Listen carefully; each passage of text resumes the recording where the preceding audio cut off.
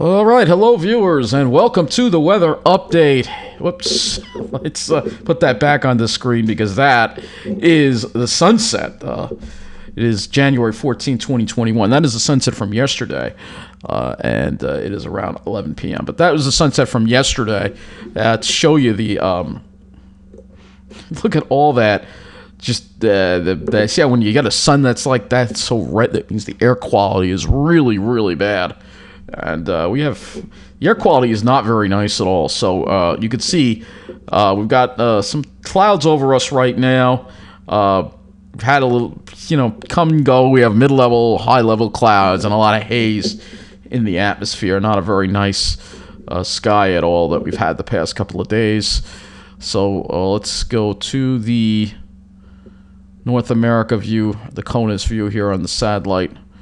We're going to show you the players as to what's going on now in the atmosphere. So, you see this big storm over here. All right, and this is going to bring some snow, actually. I believe some snow, some high winds. If you look at the weather prediction center here, you'll see here the white. This is where they're going to get some snow in Iowa, into looks like parts of Minnesota, and then mixed precipitation in many other areas. With this very strong low pressure system that is moving in. Right, so going back to this, again, there it is on the satellite. So that is what's coming our way for tomorrow night. But we will not be seeing snow when it moves into our area. So you can see all the warnings out for that. You can see got all these wind warnings in effect, blizzard warnings, winter storm warnings in effect, all that stuff for that area. And some upstate too, as well. But getting to our weather, because that's what we focus on here. Local weather. We don't want to be like News 12 and only talk about national weather, because that would make no sense at all. No, News 12 actually covers local weather, although they have a really don't even get me started on Samantha Ojiri. She's preppy. She has no business being a meteorologist. She is barely a meteorologist, but that's a whole nother subject. So looking at the current temperatures right now, looks like it's 32 in West Hampton. We've got temperatures have dropped into the mid-30s. We're going to look at the highs because it was pretty mild today. Look at the Pine Barrens west of Toms River, 28 degrees right there. So let's go take a look at our high temperatures and our low temperatures for today. So looking at the highs, you can see temperatures reached around 50 in most of Long Island.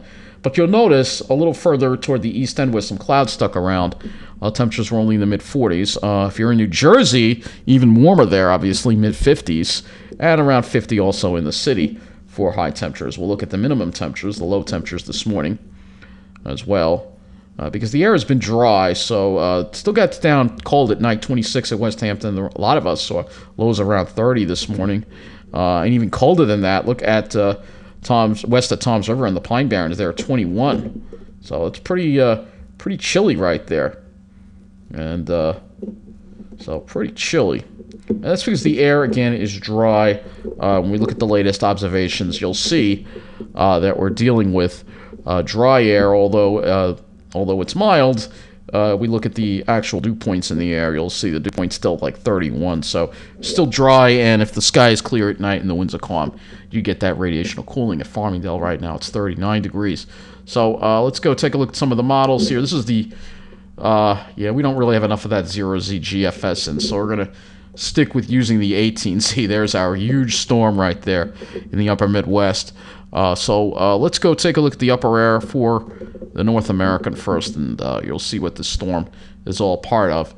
And actually, before we even get to that, we're going to actually talk about something that's kind of pivotal in, we're going to actually change this to the hemispheric view, the northern hemisphere. We're going to talk about something that's very pivotal in what's going to bring this cold air that's right now sitting over Siberia our way. And this has to do with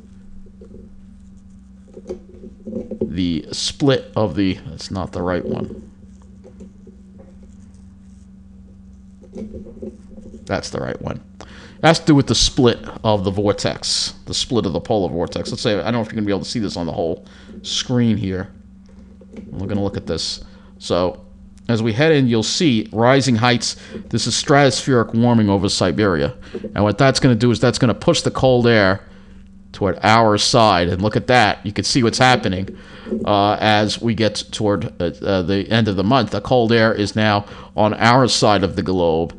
And so it is going to be pushed over to our side, and the polar vortex will also be on our side. So what that means is we're going to be dealing with some cold weather. So that's something that I really wanted to bring up that was being talked about, actually. So let's go back to the North American view, and we'll go back to the upper air. And we'll take a look at that. So as we go into this, you see there's that storm. There it is, right there. So that moves toward us Saturday. We get this trough that's going to come through, lower the temperatures. Next week, you could see what's happening. You still got that block around Greenland, so you see what's going on now. We're starting to see some more cold air come in. But as you get toward the end of the period, you will see very strong ridging over Alaska as well as Greenland, which is going to push this cold air south. And look at that. We're going to have some really nice deep troughs come in, and that is going to bring cold air, and I mean Arctic air, to our area. So as for the end of the month, so usually at the end of January, we have a January thaw. This time we're going to have a January freeze. So yeah, I'm very happy about that. Very happy, because we need that cold weather. It has been way too warm this winter, way too mild, and we endured a mild winter last year too. So you're not going to get your way, warm weather people. Sorry. Although, like I said, due to climate change, it's harder and harder to get cold in the winter. But hey, at least it's looking like we will actually see some winter this year. So back this up. There's your storm right there, and we're going to see that energy transfer to another low-pressure center that's going to move almost right over our area overnight Friday into early Saturday. Then it moves out later by the afternoon. We dry out, and then we get in a colder flow. You can see that colder flow. And then we'll be in a cool and dry pattern, and then the next system brings through next to cold front through, and then here comes the next system that we'll have to watch and see what's going to happen with this system, because you see a little snow in our area, but the air isn't that cold yet. We have to wait until we get toward the end of the period, and you can see now, look at that, the high pressure there, the northwest flow, all that air is coming right down from Canada, and right down from the Arctic, so that's going to be a nice plunge for us right there that I really am going to look forward to as we get toward the end of the month. So far, no major snowstorms being showed up. That looks like that could be one. So with such cold Arctic air around, there's always the possibility we could see a snow. And again, we haven't had any snow this entire month, so it would be very unusual to go through the entire month of January without seeing any snow at all. It would be extremely unusual. So let's go to the temperature anomaly now. Chart. So you can see we're above normal. Tomorrow we're going to be above normal for the weekend. Not as much above normal, but next week you see we get a little closer to normal, but still a little bit above. We have to wait until we get into the weekend after this, and then we start seeing the Arctic air come in first into the west and then into the east. And you see, looking at these temperature anomalies, yes, especially toward the end there, that's really going to be some cold air right there. And look at that big ridge in the west. That is exactly the kind of pattern I want to see. So I'm glad to finally see it. Let's hope. The GFS is always pushing it off, but it's been consistent on showing this. So we know it is coming, I think. So we do know it is coming. And when we look at the actual air temperatures in our area for highs, when we get toward the end of the period, you'll see, look at that. This is highs only trying to struggle to make it to the 20s as we get toward the end of the period. You see that. So that's a good number of days there below freezing there in a row, at least 4 or 5. So that's the kind of cold snap that we need to get into our area, and I'm glad it is finally coming. So focusing more on the immediate weather here, tomorrow we'll see another day where depends. We're going to have an easterly flow, so you almost have like a little backdoor front that's going to protect Long Island and probably keep us from getting too warm, probably only low to mid 40s. If you're in Jersey, you'll probably be 50 or above. And then for Saturday, you can sort of see that storm right there. And then our temperatures start dropping, but we're still on the mid to upper 40s. And then we drop a little more on Sunday. And then as we go Monday, you can see the temperatures slowly start getting colder and colder as time goes on. And then by next Thursday, a week from now, highs will only be around the freezing mark. So, yes, we'll start seeing some cold weather finally move in here. But of more immediate concern is the precipitation and the storm that we have coming our way. So here's the storm, and this could bring some heavy rain too to the area. So this is what it looks like. You can see it's popping up some really heavy rain over us early Saturday, and that could bring substantial accumulations of rain. So let's see what we have here. Yes, look at this. So you can see over Long Island, there's parts of it 1 to 2 inches of rain, perhaps. Right over there. It seems like the bullseye is almost right over Long Island. It has a little more over Connecticut, but yeah, there's going to be quite a bit of rain. Luckily, it's been dry, so it shouldn't have too much flooding, but that looks like quite a bit of rain. And the other thing that we might be dealing with is a little wind, so it won't be terrible winds with this, but we'll see some windy conditions that might require a wind advisory, especially for Suffolk County. Maybe wind gusts up to maybe 30 to 40 miles an hour. And then you can see, actually, as it moves east, you can see the wind get worse. So if you're in New England on the coast there, wow, that could be some pretty strong winds right there. So that's going to bring definitely some wind. And then it's going to be a windy weekend, too. So you can see the winds kind of stay up throughout much of the week. So let's look at some of the other models, like the HRRR with the precipitation. And we'll see what the HRRR has. And we will look at the 0Z HRRR. 0Z.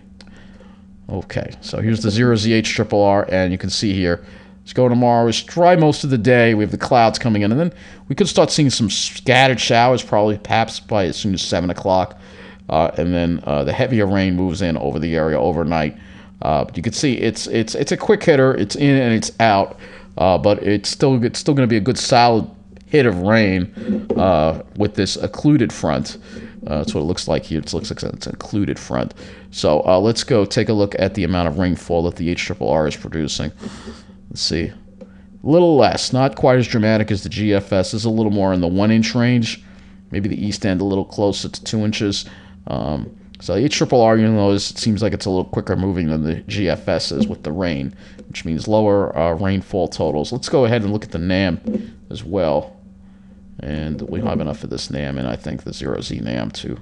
So similar idea, and the heaviest stuff is off to the east of the city. So inch or more over Long Island, but parts of New Jersey and the city could see more like a half an inch of rain from this. Let's look at this on the NAM here. So you can see NAM gets that rate. Yeah, it's around that 7 o'clock, 8 o'clock time frame is when you're going to start seeing the light rain moving, and then the heavier stuff moves in after 10, 11, 12, midnight. Get the heavier stuff, and then it should again, this is a little slower, so this has the rain moving out more like around say 11 a.m. For Long Island, probably sooner for New Jersey, and then after that we can still have some instability, so it's probably going to keep some clouds around, and then you see some of these probably some more instability, troughiness, which will probably keep clouds around. So I guess that'll be the next thing we will look at. Now that we've looked at what we're going to be dealing with the rain, we will go ahead and look at the skies on the GFS. And again, we go to the 18Z GFS because we don't have enough of that 0Z run in. And we will start with that, and then we'll look at some of the other models here when it comes to the skies, because we're going to probably obviously have a lot of clouds here tomorrow. Saturday, maybe a break of sun or two, but a lot of clouds. Hopefully Sunday we can get some sunshine, though. It seems like it wants to have more clouds over Long Island, but maybe New Jersey could get sunny skies. Monday we might have a sunny day. And then for Tuesday, we'll probably have clouds increasing because there's going to be a cold front moving through. More clouds for Wednesday. And then Thursday, yeah, we just have a lot of clouds around. We have to wait until these cold fronts come through. Like next weekend, we can have a clear day Saturday. And this is a ways out, but you see with that Arctic air moving in, we should have lots of clear skies. But there could be, of course, with such cold air, you can get lake effect. You can also get even even because the water is so warm in the Long Island Sound, it could actually have Long Island Sound effect snow, which is something that would be very interesting. Let's look at the NAM sky cover. So here is the NAM for tomorrow. You see the clouds roll in, and for Saturday, we probably don't make it out of the clouds. Sunday would be more of a day that we would see, more likely see some sun. And then we can also look at the RGM as well. So here's the RGM, and you can see, again, Saturday, probably not going to see too much sun. Sunday would be your day for some sun, I think. So Sunday, definitely the better day of the weekend. So that is going to wrap up this weather update. Things are starting to get interesting in the atmosphere, and winter is coming. Old man winter is coming back. It is winter. It is January. The 50 degrees is not what we're supposed to have. It's supposed to be cold, so I am very happy about the cold. And if you don't like it, well, you can go live in Florida because it's supposed to be cold here. We're supposed to have Arctic air in the winter. That's what it's supposed to be. We're supposed to also have snow, so we'll see if we can get some of that this month, because so far this month we haven't had any. Take care, and thank you for watching.